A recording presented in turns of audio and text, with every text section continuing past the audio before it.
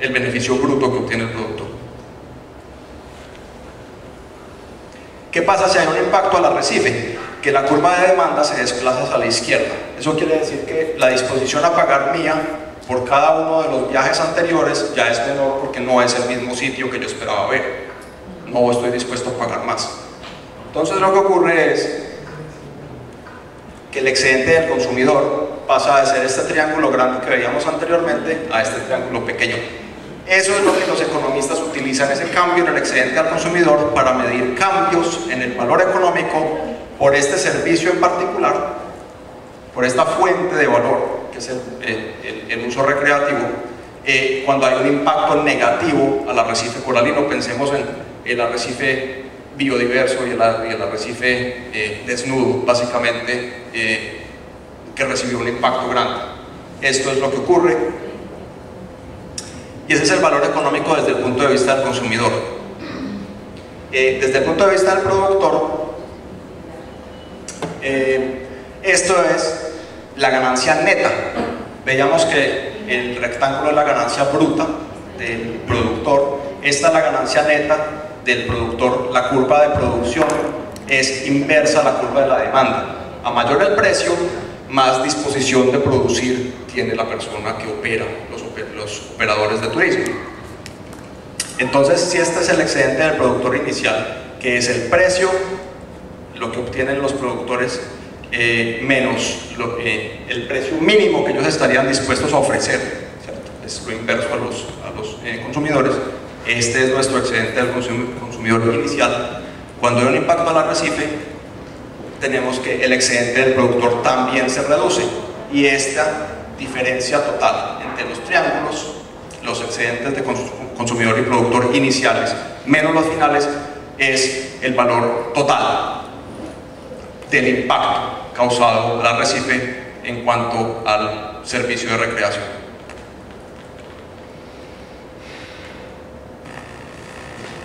Estamos hablando de la parte de economía y de los métodos de valoración, porque el enfoque ecosistémico también habla de la importancia de la medición económica de los impactos. Pero entonces ustedes se pueden estar preguntando, ¿y esto cómo se hace? ¿Cómo se calculan estas funciones de demanda, de producción, cómo se calcula el excedente del consumidor, etcétera? Y los economistas se han ideado varios métodos para hacerlo. Sobre todo, estos son importantes en los bienes, como decíamos anteriormente, que no tienen un precio de mercado. El ejemplo que yo les di anteriormente, ustedes pueden pensar, esto es relativamente fácil este ejercicio, porque los datos que necesitamos para calcular estas funciones de demanda y oferta se pueden obtener. Básicamente, la disposición a pagar se puede calcular preguntándole a las personas mediante encuestas, que vamos a ver ahorita, este método. El precio lo sabemos, porque podemos averiguar cuánto cobran los diferentes operadores de turismo. Y ahí tenemos los datos que necesitamos si hacemos una encuesta similar con los productores, lógicamente, para trazar estas funciones de demanda, y consultando con los expertos en ecología, lógicamente, que es qué implica un impacto a los arrecifes coralinos, y vamos a ver un ejemplo más adelante en cuanto al cambio en los atributos del ecosistema que son importantes para los buzos. ¿Sí? Esto no necesariamente lo sabe el economista, esto lo sabe la gente trabajando en ecología. Cuánto se reduce la cobertura coralina, la diversidad de peces, etcétera, los otros atributos que son importantes para los buzos. Desde el punto de la economía, tenemos que esto es una clasificación que algunas personas utilizan para diferenciar las agrupaciones de métodos.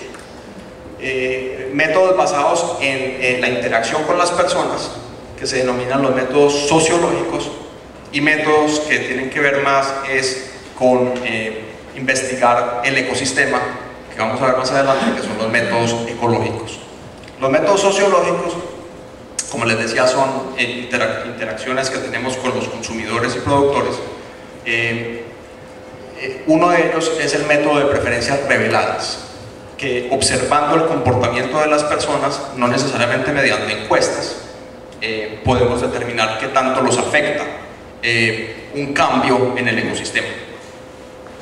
Uno de los métodos más utilizados es el método de costos de viaje, el cual relaciona el número de visitas a algún sitio, y esto se ha utilizado mucho para parques naturales, por ejemplo, con variables independientes, y la F aquí quiere decir que la variable dependiente de la izquierda, en este caso el número de visitas, es una función está relacionada matemáticamente con la calidad del sitio y los ingresos de las personas. Esto es algo importante del cual no hemos hablado. La disposición a pagar también tiene que ver con cuánto tengo yo, cuánto tienen las otras personas que se enfrentan a una posibilidad de utilizar este dinero para obtener algún beneficio del medio ambiente.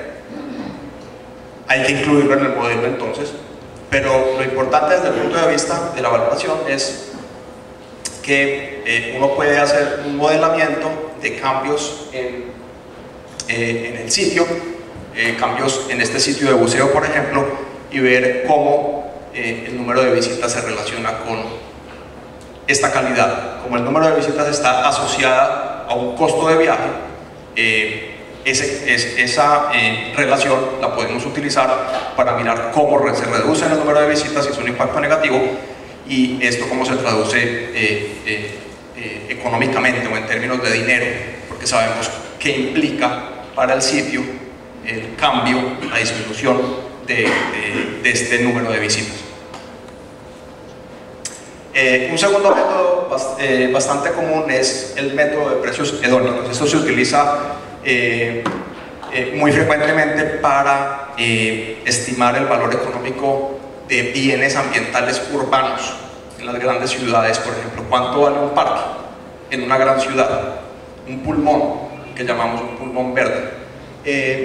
Y una forma de hacerlo es mirar qué tanto cambia el precio de las viviendas a medida que cambian la calidad ambiental, si existe o no un parque, por ejemplo. Lógicamente hay otras variables que influyen en el precio de las viviendas. Las características de la vivienda. Una casa de 5 habitaciones en el mismo barrio, comparada contra una casa de 3 habitaciones, seguramente va a valer más. Entonces hay que incluir estas variables en el modelo. También las características de la zona, en qué barrio está localizada la vivienda, y de nuevo la calidad ambiental, por ejemplo, si incluye o no un parque en un área cercana.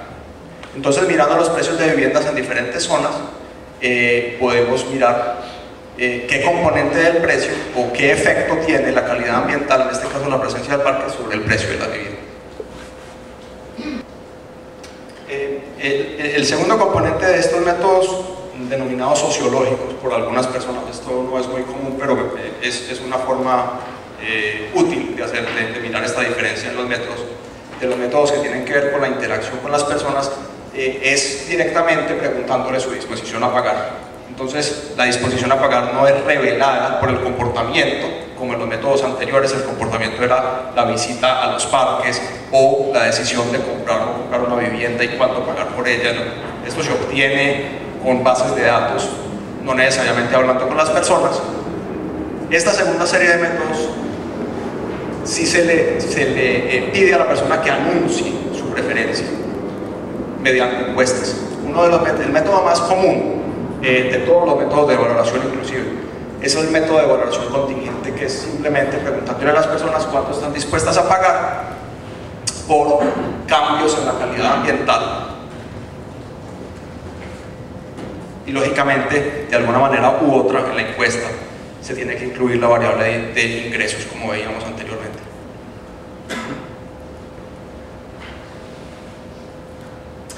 Y un método que es relativamente nuevo y que pretende atender alguna de las críticas que se ha hecho al método de valoración contingente, vamos a ver cuáles, se llama el método de modelamiento de escogencias. Algunas personas dicen que preguntarle a una persona sin mucha información de marco cuánto está dispuesto a pagar por un cambio en el medio ambiente no tiene mucha lógica, porque qué tanta información se le puede dar a una persona en una encuesta de qué recibe antes y después del cambio, ¿no? Primero que todo. Y segundo, las personas no tienen en su mente muy claro cuánto están dispuestas a pagar por un recurso. Así no es como operan los mercados tradicionales, en los cuales uno se enfrenta a un precio y uno decide en ese momento si lo va a adquirir el recurso o no. Esto es como más real. Y esto es lo que trata de atender este método de modelamiento de escogencias. Un ejemplo, y este es un estudio en el cual yo participé en el Mar Rojo. Queríamos ver qué tanto era el valor de los cambios que se han causado a los arrecifes coralinos, como les decía, por diferentes fuentes de impacto, de que pasaran de ser un ecosistema rico en especies a un ecosistema pobre. Entonces este método lo que hace es también, mediante encuestas, entonces también entra en la clasificación de preferencias anunciadas, es presentarle escenarios diferentes a las personas en los cuales se les pide escoger dónde preferirían bucear. Y lo que se hace es variar lo que se llaman los atributos, que son las características del ecosistema que se consideran importantes para prestar ese servicio específico. En este caso, de nuevo, estamos hablando del servicio recreativo, que para los buzos incluye las variables como el número de especies de peces, la visibilidad, que cuánto puede ver uno en distancia cuando está buceando, que también es afectado por variables humanas como los nutrientes de zonas terrestres que entran al agua, causan proliferación de algas y esto limita la visibilidad y lógicamente el precio.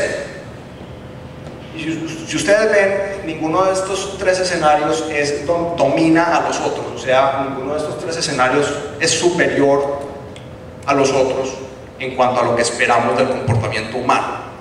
Si este primer escenario, que tiene más especie de peces que los otros dos y tiene mejor visibilidad, fuera el más barato de todos, esperaríamos tal vez que nadie deje de escoger, porque creo que nadie va a estar dispuesto a pagar más por lo que se espera. Lógicamente que hay personas los cuales pueden tener preferencias diferentes, esto es algo importante en considerar. Pero si se ha estudiado anteriormente que estos son atributos importantes para esta zona en particular, con estudios preliminares, se esperaría que las personas tengan que pensar en cuál de estas alternativas, pagar un poco menos, como en este tercer escenario, pero recibir menos atributos, menos especies de peces y menos visibilidad, o pagar mucho menos, pero verse enfrentado a una visibilidad la mitad de este primer escenario, el cual era el más costoso, ¿no es cierto? Entonces, mediante un modelamiento y la escogencia que hagan las personas, se puede determinar cuáles son la diferencia relativa en cuanto a valor medido en dinero de cada uno de estos atributos, ¿sí? Entonces se puede decir cuál es el valor en dinero de una especie de pez adicional o menor al nivel actual, ¿sí? ya te voy a contar. Y lo mismo con la visibilidad. Entonces pasamos al segundo grupo de métodos de valoración.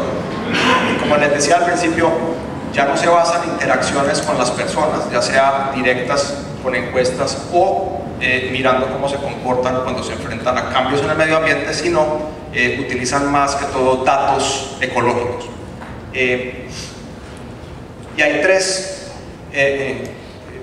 métodos que son utilizados con frecuencia. El primero es llamado funciones de producción, en el cual la producción de algún servicio se asume está relacionada con el estado del ecosistema. Podemos pensar en la pesca, la cantidad de peces que podemos obtener de un lugar en particular está afectado por los atributos, pero ya son los atributos ecológicos del lugar, por la cantidad de hábitat, por ejemplo, que existe en el lugar. Entonces, al hacer un modelamiento de cambios en el hábitat y cómo afecta eso la pesca, y finalmente el valor económico de la pesca, porque sabemos cuánto vale